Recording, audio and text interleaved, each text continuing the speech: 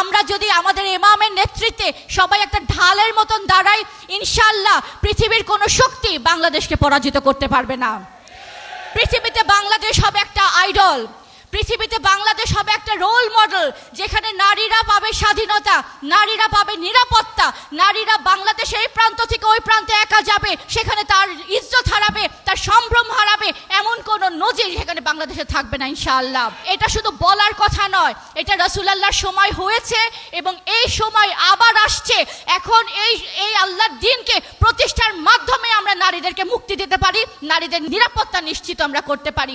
যদি আপনারা চান আগামী প্রজন্মকে একটা উদার, একটা শান্তিপূর্ণ, একটা স্বাধীন, একটা নিরাপদ রাষ্ট্রে রেখে যেতে চান, এখনই হিজবুত তৌহিদের সাথে আপনাদের ঐক্যবদ্ধ হতে হবে। তা না হলে দেশ বাঁচাতে পারবেন না, নিজের ইজ্জত বাঁচাতে পারবেন না, আব্রু পারবেন না, ধর্ম পারবেন না, সংসার পারবেন না, কষ্টে অর্জন করা গাড়ি বাড়ি ধন সম্পদ কিচ্ছু আপনারা রক্ষা করতে পারবেন না। যদি বুঝে থাকেন অতি দ্রুত মাননীয় ইমামের নেতৃত্বে সাড়া দিয়ে ইমামের নেতৃত্বকে মেনে নিয়ে পুরো বাংলাদেশ যত দ্রুত সম্ভব ইমামের নেতৃত্বের আন্ডারে চলে আসেন। রাসূল পাক সাল্লাল্লাহু আলাইহি সাল্লামের যুগে আমরা যদি তাকাই, রাসূলুল্লাহর জীবনের দিকে যদি আমরা তাকাই, আমরা দেখেছি আল্লাহ রাসূল নারীদেরকে আবদ্ধ করে রাখেননি। নারীদেরকে কোনো ফতোয়া দিয়ে, কোনো চোখ রাঙানি দিয়ে তাদেরকে ঘরের চার দেয়ালে আটকে রাখেননি। নারীদেরকে তিনি কথা বলেন নাই যে তুমি এটা করতে পারবা না, তিনি বলেন নাই তোমার যোগ্যতা নাই, তিনি বলেননি তোমার সাহস নাই। বরঞ্চ আমরা দেখেছি রাসূলুল্লাহর যুগে তিনি এমন সুযোগ করে দিয়েছেন যে নারীরা তাদের যোগ্যতা রেখে, তাদের যোগ্যতার বলে তারা আল্লাহ রসুলের সাথে দিন প্রতিষ্ঠার কাজে সহযোগিতা করেছে। রাসূলুল্লাহর জীবনী পড়লে দেখি নারীদের যোগ্যতার বলে আজকে ইতিহাসের পাতায় সামারা বিনতে নাহিক, শেফা রাদিয়াল্লাহু আনহারা ইতিহাসে জায়গা করে নিয়েছেন। তাদের যোগ্যতা ছিল এবং সেই যোগ্যতা প্রকাশ করার একটা জায়গা আল্লাহ রসুল তাদেরকে করে দিয়েছেন। কিছুদিন আগে আমাদের বাংলাদেশে ত্রয়োদশতম নির্বাচন হয়ে গেল। সেই নির্বাচনে 13 কোটি মানুষ ভোটার হিসাবে তালিকাভুক্ত হয়েছিলেন। এর মধ্যে প্রায় 7 কোটি ছিলেন নারী। এই নারীদেরকে প্রত্যেকটা রাজনৈতিক দল এই কথা বলে এই 7 কোটি নারীকে ভোটের লাইনে নিয়ে দাঁড় করিয়েছে। সেখানে সেকুলার দল ছিল, সেখানে ধর্মভিত্তিক রাজনৈতিক দলও ছিল। ভোট নেওয়া শেষ, নারীদের কথা কিন্তু সবাই ভুলে গেছে।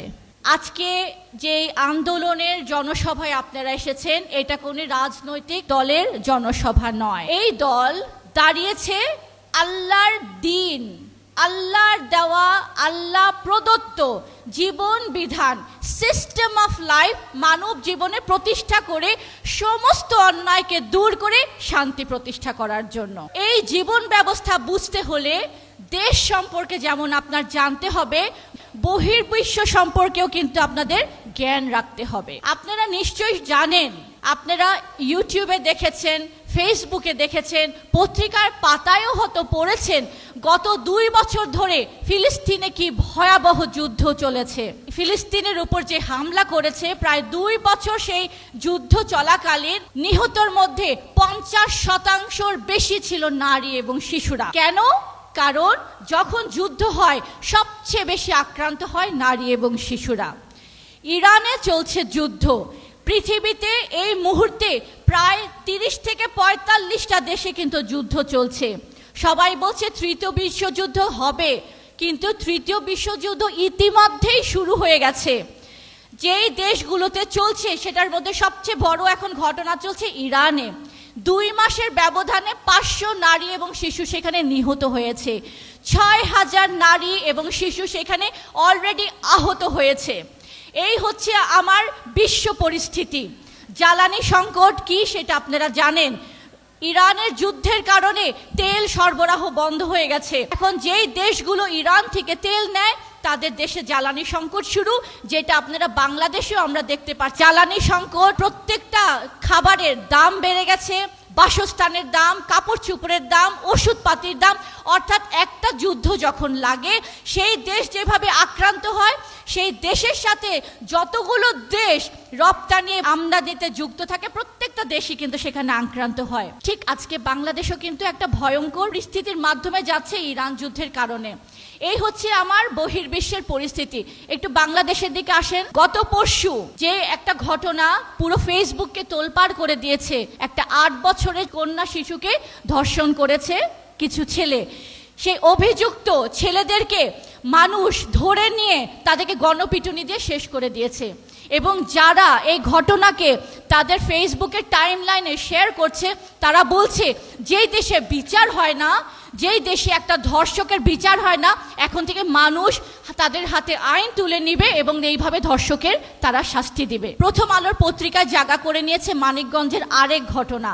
ক্লাস 1-এর একটা ছোট্ট শিশু, কোমলমতি একটা শিশু, নাম তার আতিকা, খেলছিল সে ভাই বোনদের সাথে উঠানে। সেখান থেকে তাকে ধরে নিয়ে ধর্ষণ করেছে, ধর্ষণ করে তাকে মেরে ফেলেছে। কেন? তার কানের দুল ছিল স্বর্ণের, গলায় চেইন ছিল স্বর্ণের। এই ঘটনা যখন তার বাবা মা জানতে পারলো বাচ্চাকে পাচ্ছে না, খোঁজাখুঁজির পরে যে অভিযুক্ত তাকে যখন ধরছে সে বলছে বাচ্চাকে সেখানে সে মেরে রেখেছে। সেই বাচ্চার ধর্ষকের বাবা এবং চাচাকে গণপিটুনি দিয়ে মেরে ফেলেছে, এবং সেই অভিযুক্ত সেই কিশোর তার ভাইকেও এমনভাবে পিটিয়েছে সে এখন জীবন মৃত্যুর সাথে লড়ছে। এখন কথা হচ্ছে এই যে ধর্ষকের বিচার হয় না, যার কারণে আজকে মানুষ বাধ্য হয়ে আইন হাতে তুলে নিচ্ছে। কেন হচ্ছে? কারণ এই সমাজে, এই রাষ্ট্রে, আমাদের দেশে আল্লাহর হুকুম দিয়ে বিচার হয় না বলে। আজকে যদি আল্লাহর হুকুম দিয়ে বিচার হতো, ধর্ষকের শাস্তি, সর্বোচ্চ শাস্তি হচ্ছে তাকে মৃত্যুদণ্ড দাও। দ্বিতীয়ভাবেও আছে যে তাকে চাবুকের আঘাত মারো, অর্থাৎ ধর্ষকের সেই শাস্তির সাক্ষী সাপেক্ষে সেখানে বিভিন্ন শাস্তি আল্লাহ উল্লেখ করে দিয়েছেন। অর্থাৎ আজকে যদি আল্লাহর হুকুম দিয়ে এই শাস্তি যদি হতো মানুষের সামনে, তাহলে কি হতো? দৃষ্টান্তমূলক হতো, ভয়াবহ হতো, এবং এটা একটা ন্যায় বিচার হতো। তার সাথে মানুষ এমন অন্যায় করা থেকে মানুষ বিরত থাকতো। আল্লাহর হুকুম দিয়ে বিচার না করার কারণে, বিচারহীনতার কারণে মানুষ এই বিচার ব্যবস্থা থেকে তাদের আস্থা সরে গেছে, এবং এই জন্যই আজকে তারা আইন হাতে তুলে নিচ্ছে। আমাদের হিজবুত তৌহিদের কথা হচ্ছে, হিজবুত তৌহিদ এই কথাটাই মানুষকে 31 বছর ধরে বুঝিয়ে যাচ্ছে।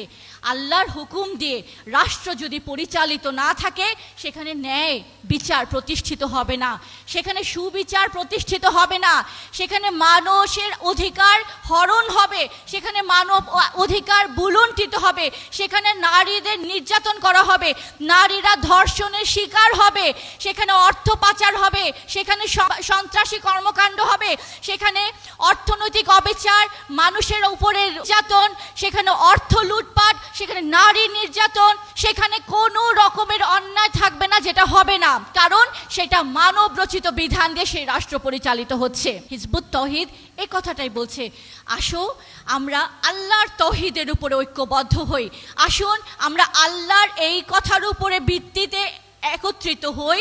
আমি আল্লাহর খলিফা, আমি আল্লাহর প্রতিনিধি, আমি এই পৃথিবীতে এসেছি আল্লাহর পক্ষ থেকে, আল্লাহর দেওয়া জীবন বিধান দিয়ে মানুষের জীবনকে পরিচালিত করার জন্য, তাহলে সেখানে ন্যায় সুবিচার শান্তি প্রতিষ্ঠিত হবে।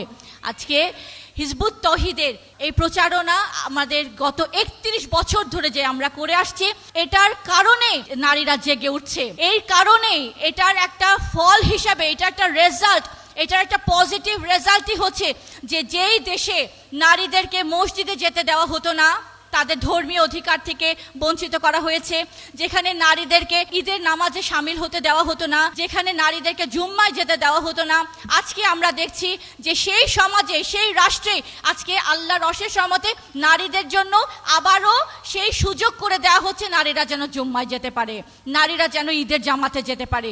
এবং এই সরকার আসার পর আমরা দেখেছি প্রধানমন্ত্রী তারেক জিয়া বলেছেন যে মসজিদে নারীদের জন্য আলাদা সুব্যবস্থাও তিনি করছেন, যাতে করে নারীরা সেখানে যে নামাজ কায়েম করতে পারেন। তো আমরা হিজবুত তৌহিদ নারী বিভাগ থেকে এটাই বলছি যে আমাদের এই 18 কোটি জনসংখ্যার দেশ বাংলাদেশ, এর অর্ধেক হচ্ছে নারী। এই অর্ধেক নারী গোষ্ঠীকে যদি, এই জনসংখ্যাকে যদি ধর্মের অপব্যাখ্যা দিয়ে, ধর্মের কুব্যাখ্যা দিয়ে, ধর্মের উদ্দেশ্যমূলক ব্যাখ্যা দিয়ে, ধর্মের অপব্যাখ্যা দিয়ে যদি তাদেরকে কোণঠাসা করে রাখা হয়, তাহলে সেই নারীরা রাষ্ট্রের জন্য, মানুষের জন্য, সমাজের জন্য, ধর্মের জন্য কোনো ভূমিকাই তারা রাখতে পারবে না, কোনো সুযোগই তারা পাচ্ছে না, কোনোভাবে তারা জাতির উন্নয়নে তারা ভূমিকা রাখতে পারবে না।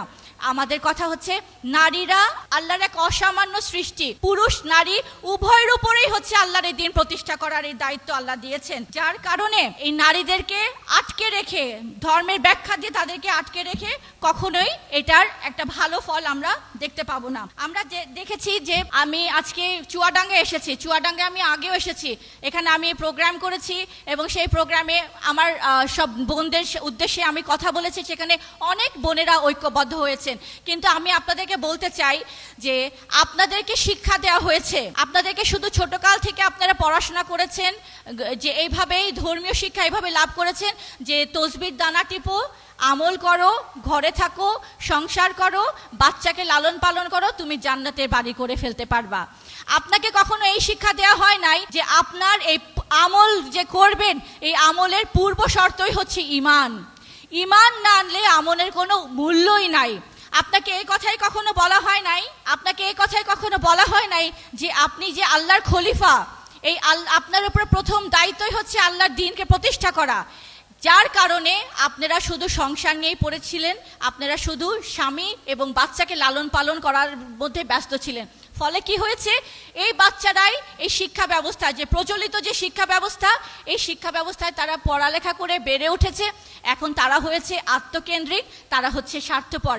তারা যখন বাবা মা যখন বয়স হয়ে যাচ্ছে, বাবা মাকে বৃদ্ধাশ্রমে দিয়ে আসছে, সেই বাবা মাকে দেখার জন্য তাদের কোনো সময় নাই। না, এইখানেই হিজবুত তৌহিদের কথা। হিজবুত তৌহিদের এই কথাই বলছে যে আপনার প্রত্যেকটা আমল আল্লাহর কাছে তখনই গৃহীত হবে যখন আপনি ঈমান আনবেন। এই কথার উপর আপনি অঙ্গীকারাবদ্ধ হবেন, আল্লাহ ছাড়া কারো হুকুম মানি না, এবং সেই অঙ্গীকার এনেই আপনার সংগ্রাম করতে হবে, জেহাদ করতে হবে।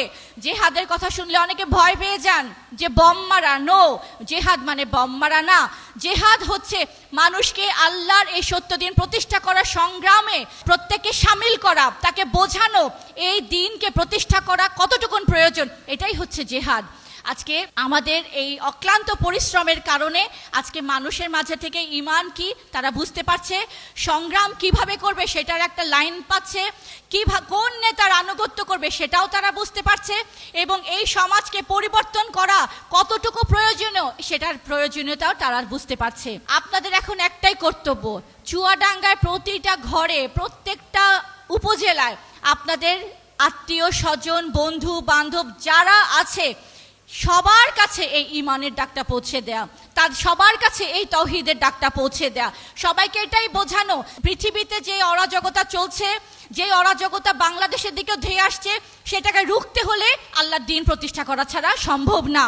এবং এই প্রতিষ্ঠার কাজে আমি সামিল হয়েছি, তোমরাও আসো। তা না হলে বম মারছে ইসরায়েল, ধ্বংস হচ্ছে প্যালেস্টাইন, বম মারছে ইসরায়েল, ধ্বংস হচ্ছে ইরান। এগুলো শুধু দেখছেন। এই ঘটনা যদি বাংলাদেশে হয় তখন এটা মোকাবেলা করার মতন সে কি হিম্মত আমাদের আছে? না। এই জন্যই আমাদের আন্দোলন আপনাদেরকে ডাক দিয়ে যাচ্ছে, হিজবুত তৌহিদের সাথে একত্রিত হয়ে আল্লাহর মনোনীত ইমামের সেই ডাকে সাড়া দিয়ে আল্লাহ রসুলের সেই 5 দফা কর্মসূচিতে আবারও ঐক্যবদ্ধ হয়ে আমরা যদি আমাদের ইমামের নেতৃত্বে সবাই একটা ঢালের মতন দাঁড়াই, ইনশাআল্লাহ পৃথিবীর কোনো শক্তি বাংলাদেশকে পরাজিত করতে পারবে না। পৃথিবীতে বাংলাদেশ হবে একটা আইডল, পৃথিবীতে বাংলাদেশ হবে একটা রোল মডেল, যেখানে নারীরা পাবে স্বাধীনতা, নারীরা পাবে নিরাপত্তা, নারীরা বাংলাদেশে এই প্রান্ত থেকে ওই প্রান্তে একা যাবে, সেখানে তার ইজ্জত হারাবে, তার সম্ভ্রম হারাবে, এমন কোন নজির সেখানে বাংলাদেশে থাকবে না ইনশাআল্লাহ। এটা শুধু বলার কথা নয়, এটা রাসূলুল্লাহর সময় হয়েছে এবং এই সময় আবার আসছে। এখন এই আল্লাহর দ্বীনকে প্রতিষ্ঠার মাধ্যমে আমরা নারীদেরকে মুক্তি দিতে পারি, নারীদের নিরাপত্তা নিশ্চিত আমরা করতে পারি। যদি আপনারা চান আগামী প্রজন্মকে একটা উদার, একটা শান্তিপূর্ণ, একটা স্বাধীন, একটা নিরাপদ রাষ্ট্রে রেখে যেতে চান, এখনই হিজবুত তৌহিদের সাথে আপনাদের ঐক্যবদ্ধ হতে হবে। তা না হলে দেশ বাঁচাতে পারবেন না, নিজের ইজ্জত বাঁচাতে পারবেন না, আব্রু পারবেন না, ধর্ম পারবেন না, সংসার পারবেন না, কষ্টে অর্জন করা গাড়ি বাড়ি ধন সম্পদ কিচ্ছু আপনারা রক্ষা করতে পারবেন না। যদি বুঝে থাকেন অতি দ্রুত মাননীয় ইমামের নেতৃত্বে সাড়া দিয়ে ইমামের নেতৃত্বকে মেনে নিয়ে পুরো বাংলাদেশ যত দ্রুত সম্ভব ইমামের নেতৃত্বের আন্ডারে চলে আসেন।